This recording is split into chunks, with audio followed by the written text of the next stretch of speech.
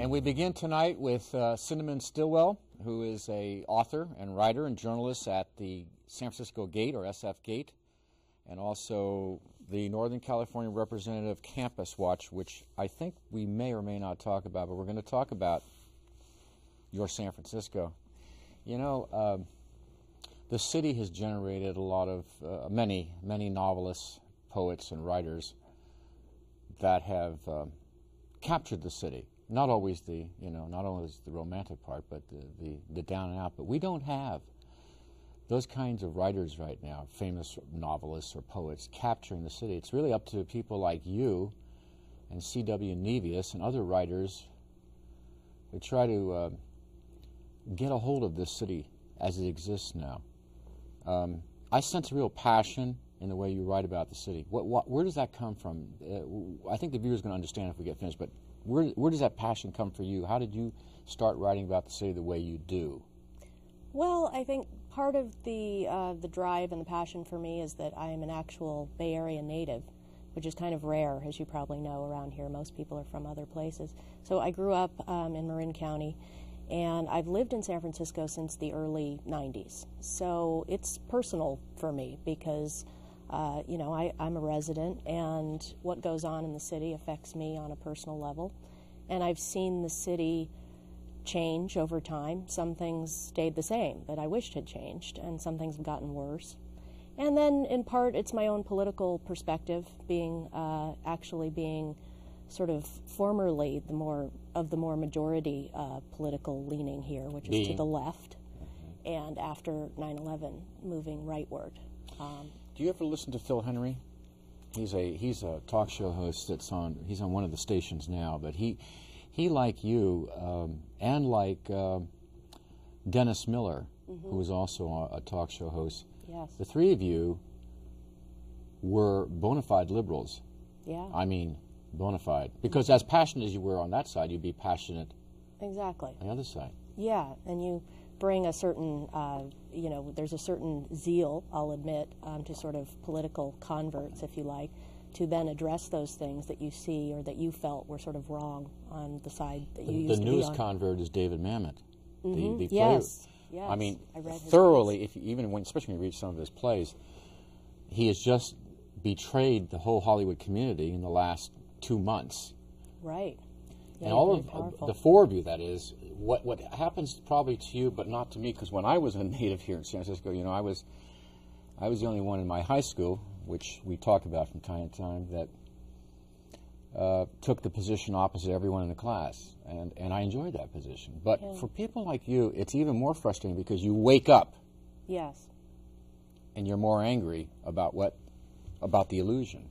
I think so. I mean, my original sort of political transformation centered more around the bigger picture, the war on terrorism and those kinds of issues, and that's still very important to me in the Middle East and foreign policy. But I also began to see after a while how social policies, in particular, I felt liberal social policies, not only were failing, but were being implemented over and over again after failing, and in some cases were doing harm to the very people that they were, originated to help. Yeah, and let's take a look. Let's just, if our viewers go to our website, I've put a link to your most recent articles. I mean, if you just take the list, you looked at the Summer of Love. Right. You looked at the board's ID card for illegal entrance. You, of course, and what moved me was your description of homelessness in San Francisco, which we're going to get into now. So you're taking that. Now I want to ask you a question. Had you looked at all those issues before 9/11, do you think you'd have a different viewpoint of them? Well, some of them I looked at before. I mean, I definitely became a lot more politically involved afterwards. But for instance, the homeless issue was something that, just as a resident of the city, I've been aware of for years. And in fact, long before I think 9/11 had come around to a slightly, if you like, a slightly more hardened view of it all, at least of the current approach to it, which doesn't seem to be working. Do you think do you think you're writing to people who know what you're talking about, or people who agree with you, or do you think you're writing to people who don't see it the way you do, and you're convincing them? Well, a little of both. I think one of the things I like so much about writing for SF Gate is that I'm not just preaching to the choir. And what's wonderfully satisfying about that job is that almost every column I write, whatever subject it is, I get emails from people who are self-described liberals or leftists who say, I don't agree with anything else, but I do, that you've written, but I do agree with you on this, or you make a very good point here. Well, and it comes down to the way you write. It's not your colleague C.W. Nevius, who's been a guest on this program.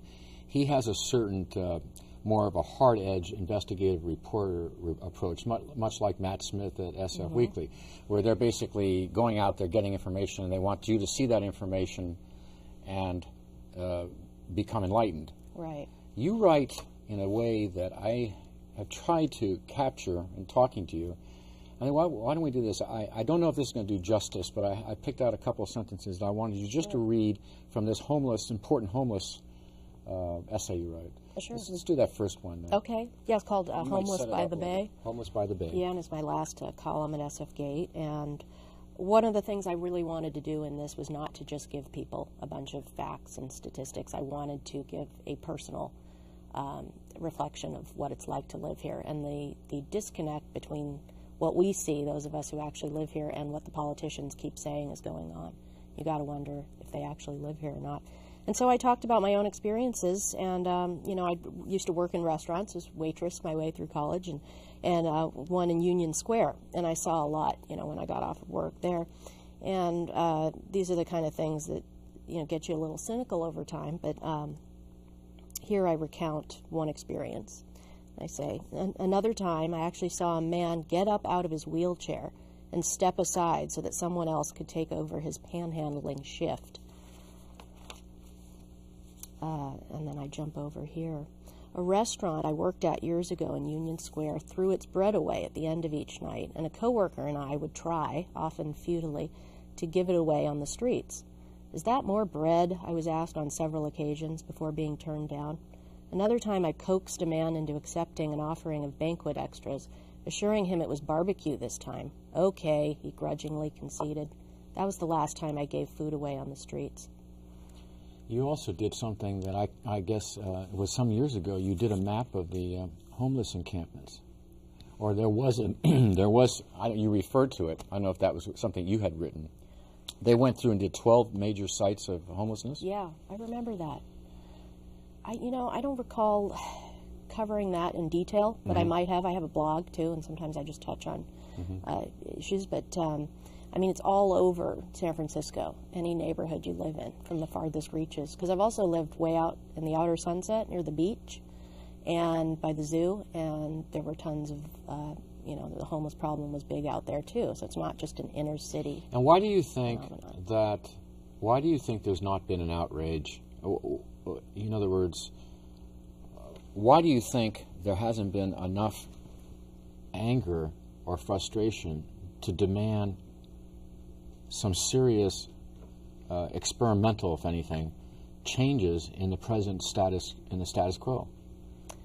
Well, it's difficult. I know there are a lot of people who are very frustrated and have been for years, and I heard from a lot of these people. They write to you. They did after the column, and I can't tell you how many stories I heard, personal stories like these about things that people have witnessed, that I won't actually get into the gritty details because it's not pretty, but so there is a lot of frustration out there. I think the problem is that it's so entrenched here in the political culture, this this approach to homelessness, which is not working, which in a nutshell I would say is a sort of a bleeding heart liberal type approach. And Mayor Newsom has done a few things, I think, to try to, a few common sense moves. I was a big supporter of care not cash in the beginning, of replacing the very hefty cash payouts with services instead. And I think, he's done a couple things that make sense, or at least sound good on paper, but they haven't seemed to have actually translated to the streets. And I think Do you think there'll be any changes? It's difficult. I don't want to be dire about it, but the example that I brought up in the article of where I've seen the most successful example of a city turning around this situation was New York City under Giuliani. And I've also, like a lot of people here, have a kind of bi-coastal relationship in New York City, where I've gone a lot since I was a kid, and I've seen it both pre and post Giuliani, and I've seen the change, and it's incredible. It's like night and day. But he had to go up against a political culture, which maybe not as entrenched as here, was very opposed to what he was doing, and he had to sort of just charge ahead and adopt a sort of tough love approach. In fact, what he really did was to enforce already existing laws for the most part. But he wasn't going to win any popularity contests. And I think, the political machine here is very much revolves around this kind of inner circle. And there are definitely divides there. You have Democrats, sort of liberal Democrats, and then you have Greens, and being further left, and you have these people fighting with each other. But at the end of the day, they tend to be proposing the same kind of approach. But does that frustrate you? Yeah. I mean, you're tempted to kind of throw up your hands, and you do wonder if anything can change here. But people wondered that in New York City, too. But in your other column, for example, when you wrote about the Summer of Love, and your theme is generally the same, though. I mean, this is the homeless attitude of the San Francisco liberal or progressive is part of a syndrome. I mean, it extends to IDs for illegal immigrants and so on. That culture, do you think that culture is going to change at all? Or is that just part of San Francisco, and like the tourists say, the homelessness, the panhandling, all that is part of what you buy, whether you live or visit in San Francisco? Certainly seems to be that way, and I have to say I feel very sorry for the tourists who come here. And it's such a beautifully situated city. It will always have the scenic beauty, and that's what sort of saddens me about it, is that this should be, the world-class city that people say it should. I think, as I said, it's very entrenched here. It seems like, in a way, that San Francisco is the experiment, for sort of what, basically left kind of rule in general. I mean, you certainly cannot blame what's going on here, although people still try, on Republicans. People need to kind of look in the mirror. But I think this place has been deemed kind of a sort of an experiment in those kind of politics. The most frustrating part is certainly not an experiment in compassion. No, under the guise of, I think it's well-intentioned. A lot of these. I think that a lot of the, a lot of these failing policies. It's the old, the road to hell is paved with them. We have to just wait till all the policies have been exhausted and the problem still sits there before they accept a Giuliani or other approach that other cities have used that have been more compassionate, especially for those who are mentally ill on the street. Yes. You think we're just going to have to exhaust all of their wonderful proposals? You wonder, because part of the syndrome involved there, it seems, is that you have these failing policies and people keep implementing them over and over again, even in the face of it not working.